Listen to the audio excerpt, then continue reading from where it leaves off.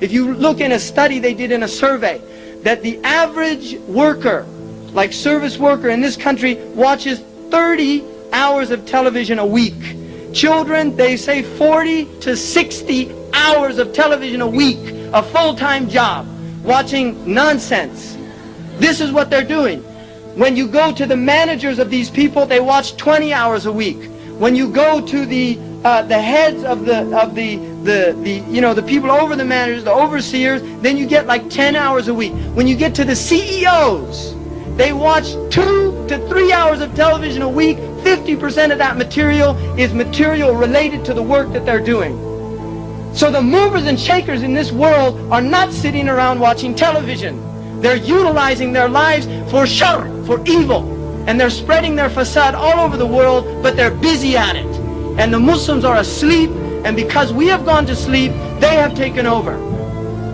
Because we have gone to sleep, they have taken over. And that's why we find ourselves in the horrific condition we find ourselves in. And until the Muslims wake up, it's just going to, one nightmare to another. We're just going to be in one nightmare to another. That's all it is. They're just nightmares because we're asleep. And when we wake up, then we can enter into the light of day. And Islam is a deen about waking up. That's what it is. Religion is supposed to wake people up. Islam is not an opiate. There are other religions that fulfill that function. In fact, they got rid of religion and now they just spread opium, quite literally.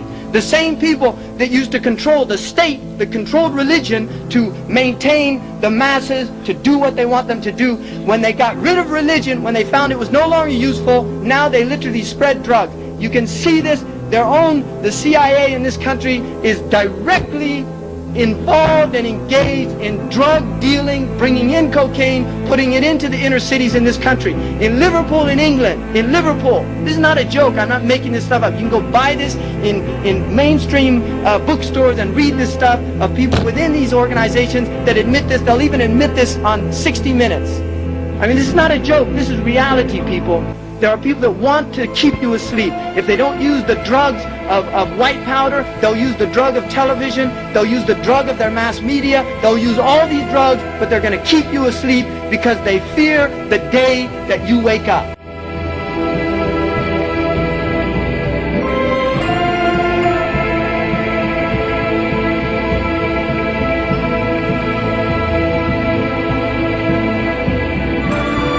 That's what they fear, and you should be very well aware of that, because Allah subhanahu wa ta'ala told us this in the Quran.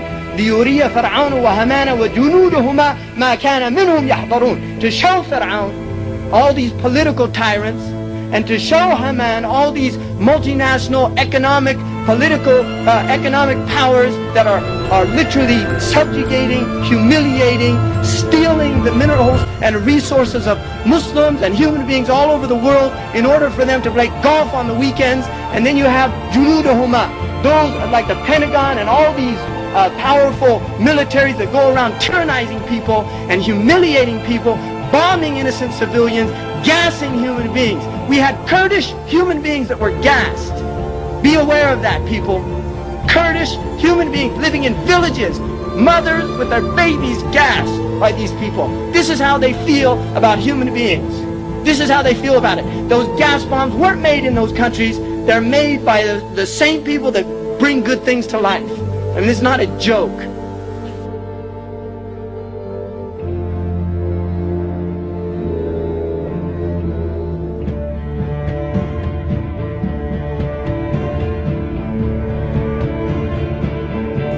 This is reality, people.